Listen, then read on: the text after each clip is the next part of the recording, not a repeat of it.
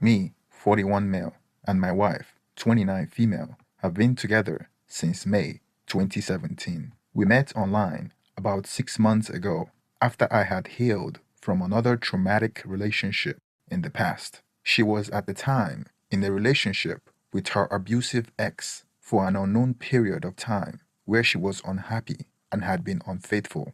I didn't know this at the time, but would later find out once all the lies and such came out.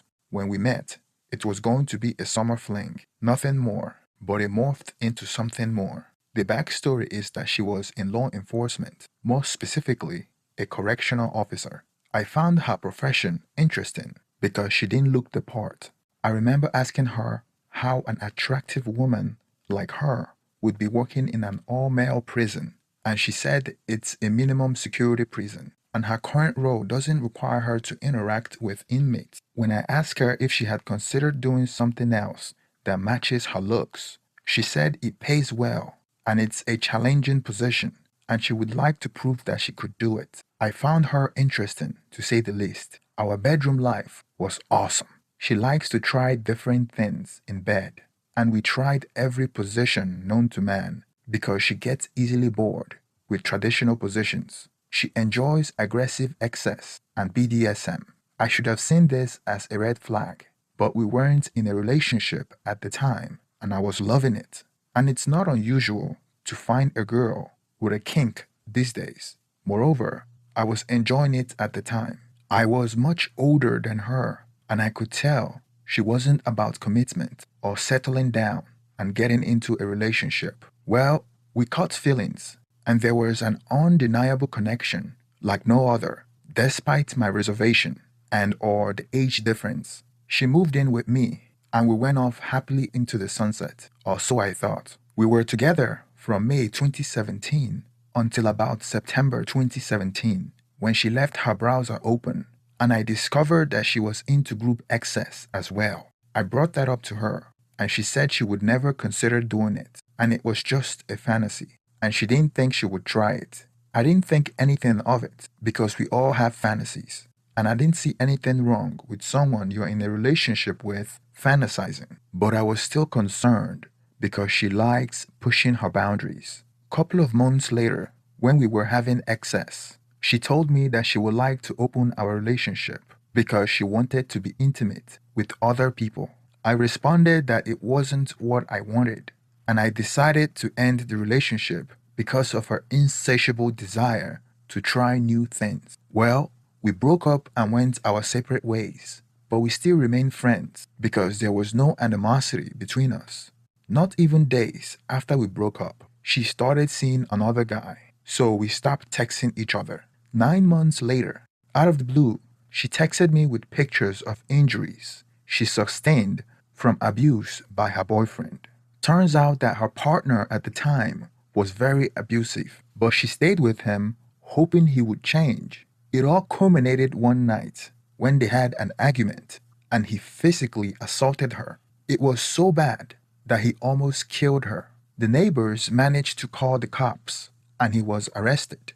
Come to find out, her partner had multiple felonies on his record, and he used to be an inmate in her prison. More on that later. She reached out to me and we started texting. Then I visited her at the hospital multiple times before she was discharged from the hospital. When she got out, we kept in touch. After she fully recovered, we ended up hooking up a few times, but never fully reconciled because I wasn't sure about her attitude about open relationships, and I know that I wasn't open to it. I told her that my opinion about an open relationship hasn't changed.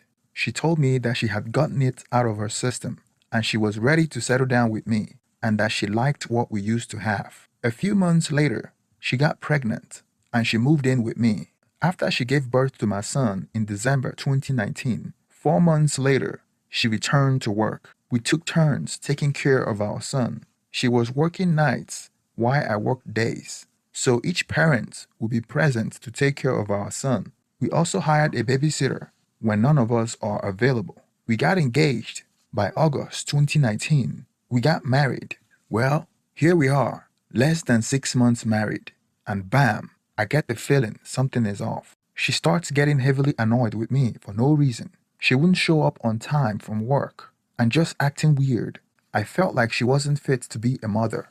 I would be at work and the babysitter would call me, telling me that my wife hasn't shown up to take over from babysitter and I will have to leave work early. Since she works in a prison, she cannot take her phone to the institution with her.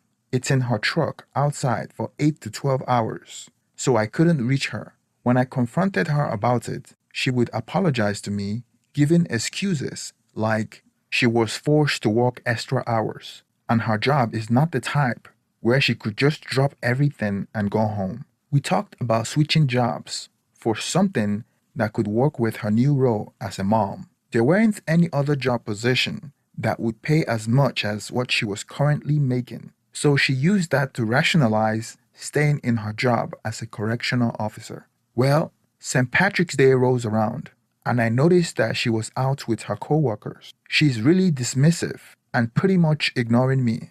I call her out on it, and she of course say I'm crazy and dramatic. I bluntly ask her if there was someone else. She says no. I ask if she regrets getting married and having kids, and why all of a sudden we don't fit in her life. That is how it felt. She told me that I was overreacting and that having a child and getting married seemed like it all happened at once, and she's trying to balance it, and that I was being selfish and inconsiderate. I was frustrated because I have a gut feeling that something was off, so I accused her of having an affair and hiding it. We have this big blow up fight, and she vehemently denies everything. When she fell asleep, I decided to check her phone.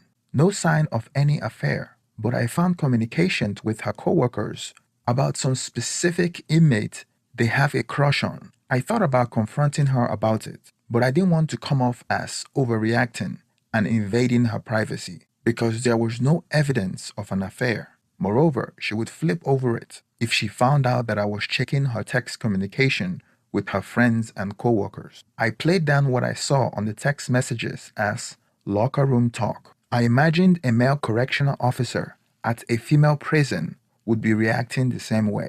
I have always known she is edgy and may be trying something new. This may be another kink she's thinking about trying out or already started. So I decided to look into it. I gained access to her computer, looked through her browsing history, and it turns out that she was deleting her browsing history every time she uses the computer. So it was a dead end. Since she has a history of abusive ex-boyfriends, I decided to look into the records of her previous ex-boyfriend for the first time.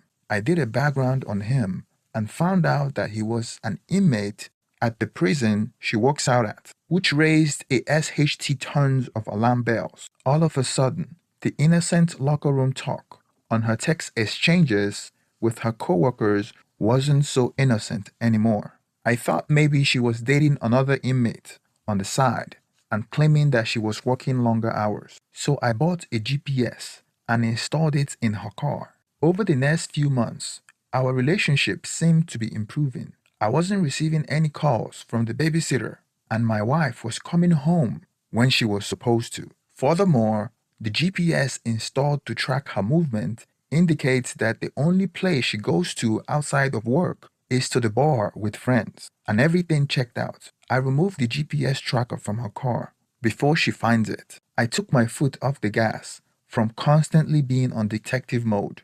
I soon stopped suspecting that she was committing an affair and completely trusted her. Fast forward July 2021, our son was 2 years old. Out of the blue, she told me that she was no longer comfortable working as a correctional officer and wanted to find another job. When I pressed her on her reasons, she claimed that her job was becoming stressful. I didn't ask her any more questions because I have always wanted her to quit her job, since I know now that she met her abusive ex there when he was an inmate made me support her idea of switching a job even more. A day after she claimed that she quit her job, I woke up in the middle of the night to go to the bathroom and found out that she wasn't on the bed.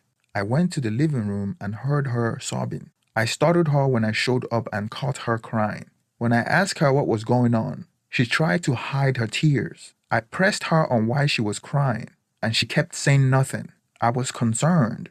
I knew that something was wrong, and she was having a difficult time sharing it. 2 days after she told me that she quit her job, I went to yahoo.com to check my mail, and a local story section caught my eyes. It was reported that there was an incident of an inappropriate relationship between an inmate and a correctional officer. Being that my wife was a correctional officer at that prison and it's a local story, I clicked on the news report. The name of the correctional officer wasn't mentioned, and many of the details were not mentioned either. But the news report about a correctional officer that had an inappropriate relationship with an inmate. They mentioned that the relationship was physical. The story mentions that the evidence was exposed during a random cell search or a random shakedown. That was where the story stopped. Then I went to the website of my local newspaper to see if they had more details about it. That was when I read about how they found an inmate's cell phone. And on the cell phone, there were pictures of a correctional officer doing an act with at least two inmates. And they found pictures of nudes from the officer. The female officer was fired from her job and could possibly go to prison. It didn't take much to put two and two together. I confronted her with this news report, and she broke down crying, telling me that she made a big mistake and didn't know that she was being recorded on an inmate's cell phone when she was having excess with another inmate. I was shocked by what she just admitted to. I didn't have to push for more information because she was voluntarily talking. She said that she has been having an affair with one inmate and he forced her to also sleep with his cellmate. My mind went back to the reason why we broke up in 2017 when she was obsessed with open relationship and group excess and how she's always pushing the boundaries. I am sure she was lying about a few details, but at this point, it doesn't really matter. I was sure she was telling the watered down version of what actually occurred.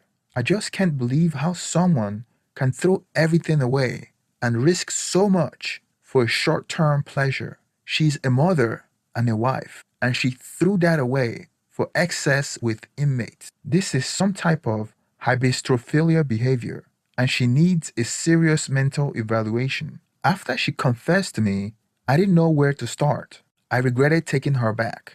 It was clear that she had some deep mental issue that have come back to bite me in my behind. All I thought about was the future of our 2-year-old son. I asked her what the next step is, and she told me that she's looking for a lawyer, and there's a chance that she could go to prison. She was crying the whole time she was confessing. It was hard to hear what she was saying. I couldn't imagine this level of betrayal, but divorcing her was the last thing that came to my mind at the time. There wasn't a moment to cry or kick her out of the house. It was quite possible that she would be going to prison. So all I thought about was who was going to raise our son. I can't imagine raising a 2-year-old alone. So I went online to investigate what would happen to her. I found out that she may have to spend time in prison. More information came out on the news that she was not only having excess with multiple inmates, she was also smuggling a cell phone and other contraband items to them as well. And of course, she didn't mention that in her confession to me.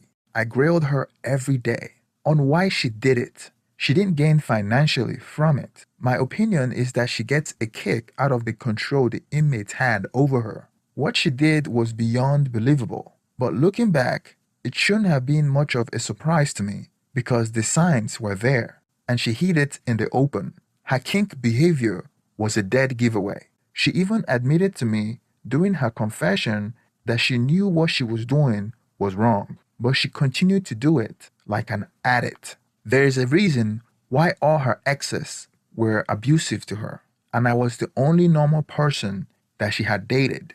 I was like a father figure to her and was always pushing her to do the right thing. Before we got back together, she convinced me that she had been trying to change and she was hoping that I would influence her towards that direction. But after the stress of having a child, she stated that she allowed herself to be used by an inmate. After she mentioned that the affair started after she gave birth to our child, I didn't believe her. I did the needful by doing a paternity test on our son, and I found out that he wasn't mine. I felt used and betrayed. I have given everything to this woman and her son. When I found out that he wasn't mine, I was devastated. I felt responsible for him because I was the only stable, responsible parent in his life. The upcoming months would be a nightmare for me. She was charged with a crime and was arrested. I refused to play any part in helping in her case. My focus was on my son. He's not biologically mine, but I am all he knows. I can't abandon him. I don't have to worry about kicking her out of our apartment because the following months she was sentenced to prison. I will try to leave out some details about the case because I don't want to make it easy to identify me. Luckily, this story didn't make national headlines because there were bigger stories happening at the time that garnered all the attention. But it was a big local news for a few days. It wasn't my intent to be raising a child alone, to be a single father, especially for a child that isn't biologically mine. I would have liked to wash my hands off all this and start afresh, but it's difficult to do now that a child is involved. My wife's parents are separated and she has no contact with them. She had a traumatic childhood and wanted nothing to do with them, so they are not a good fit to raise a child. And even though he isn't mine, I have bonded with him and I intend to raise him as my son. And when he is old enough, I will tell him the truth about his mom if it comes to that. Please don't forget to like and subscribe. Please hit the thumbs up so YouTube algorithm will promote my videos. Thank you very much and